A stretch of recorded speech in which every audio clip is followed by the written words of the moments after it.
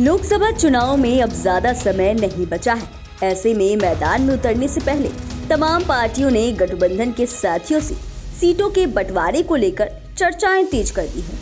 कहीं तो यह फाइनल दौर में भी पहुंच गया है। बीजेपी को बिहार में चुनौती देने के लिए इंडिया गठबंधन ने तैयारी कर ली है। कहा जा रहा है कि महागठबंधन में लोकसभा चुनाव के लिए सीटों का बंटवारा लगभग फाइनल हो गया है। जदयू आरजेडी में बात बन गई है और कौन कितनी सीटों पर लोकसभा चुनाव लड़ेगा और सहयोगी दलों को कितना मिलेगा। नीतीश कुमार और तेजस्वी यादव की मुलाकात भी हुई है। साथ ही नीतीश कुमार के एक और फॉर्मूले की चर्चा भी तेज में है।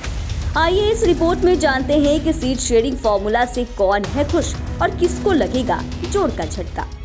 दरअसल बिहार में लोकसभा चुनाव 2024 को लेकर इंडिया गठबंधन में सीट शेयरिंग का फॉर्मूला तय कर लिया गया है। कहा जा रहा है कि नीतीश कुमार और लालू यादव की पार्टियां बराबर सीटों पर चुनाव लड़ेंगी। बची हुई सीटें कांग्रेस और वाम दलों को दी जाएंगी।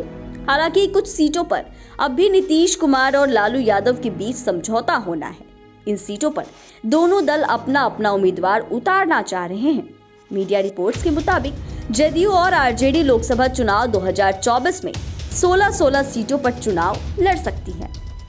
इसके बाद बची 8 सीटों पर उनके अन्य सहयोगी दल कांग्रेस और लेफ्ट पार्टियां उम्मीदवार खड़ा कर सकती हैं। बताया जा रहा है कि सीटों को लेकर यह सहमति डिप्टी सीएम तेजस्वी यादव और मुख्यमंत्री नीतीश कुमार के बीच हुई बातचीत में बनी है। बीते दिनों तेजस्वी यादव आवास पहुंचकर सीएम नीतीश कुमार से मुलाकात की थी और सीट बंटवारे के मुद्दे पर राज्य की सभी 40 सीटों पर चर्चा की। ऐसा माना जा रहा है कि तेजस्वी ने अपने पिता आरजेडी सुप्रीमो लालू प्रसाद यादव का संदेश सीएम को दिया, जिस पर दोनों नेताओं के बीच बातचीत हुई है। राजद के एक वरिष्ठ नेता के मुताबिक आरजेडी और जदयू 16 सीटों पर चुनाव लड़ेगी, जबकि कांग्रेस को 5 और वाम दलों को 3 सीटें दी जाएंगी। उन्होंने कहा कि कुछ प्लस या माइनस पर समझौता किया जा सकता है। आरजेडी नेता ने यह भी बताया कि सीट बंटवारे को लगभग अंतिम रूप दे दिया गया है, लेकिन कुछ सीटों पर अभी भी कुछ दिक्कतें हैं, जहां राजद और जदयू दोनों चुनाव लड़ना चाहते हैं, लेकिन इस मुद्दे को भी जल्द ही सुलझा लिया जाएगा।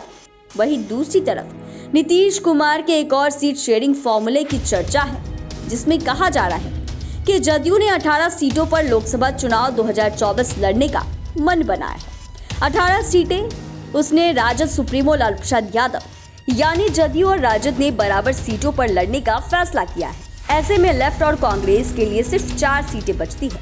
अब बड़ा सवाल यह है कि इन 4 सीटों में से कांग्रेस खुद कितने पर लड़ेगी और लेफ्ट को कितनी मिलेगी। कुछ दिन पहले ही बिहार कांग्रेस अध्यक्ष अखिलेश प्रसाद सिंह ने ये साफ कर दिया था कि वो 8-9 सीटों पर चुनाव लड़ना चाहते हैं। ऐसे में ये नया फॉर्मूला कांग्रेस के लिए झटका साबित हो सकता है। हालांकि अंतिम समय में अगर नीतीश कुमार का मन बदल जाए तो कुछ कहा नहीं जा सकता है। राजनीतिक जानकार बताते हैं कि यह फॉर्मूले के जरिए नीतीश कुमार ने कांग्रेस को आईना दिखाने की तैयारी की है। हालांकि कांग्रेस और लेफ्ट को शायद यह मंजूर ना हो। कांग्रेस के नेता और लेफ्ट वाले दोनों का कहना है कि अभी सीटों का फाइनल होना है, वे इतने सीटों पर संतुष्ट नहीं हो सकते हैं। बता दें कि बिहार में लोकसभा की कुल 40 सीटें हैं। जदयू ने 2019 के लोकसभा चुनाव में बीजेपी के साथ साझेदारी में 17 सीटों पर चुनाव लड़ा था और उनमें से 16 सीटें जीती थी। ऐसी चर्चा है, इसीलिए नीतीश कुमार 17 सीटों पर अड़े हुए हैं। वहीं पिछले लोकसभा चुनाव में तो लालू की पार्टी आरजेडी का खाता तक नहीं खुल पाया था।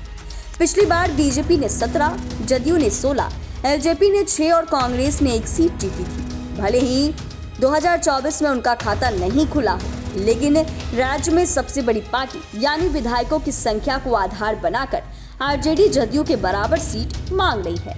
बताते चले कि नीतीश कुमार ने साल 2019 में जदयू विधायकों की संख्या को आधार बनाकर ही बीजेपी से 17 सीट पर बराबरी का समझौता किया था। अब तो आने वाला समय ही बताएगा कि आरजेडी और जदयू कितने सीटों पर लड़ती है और अपने सहयोगी दलों के लिए कितना छोड़ती है।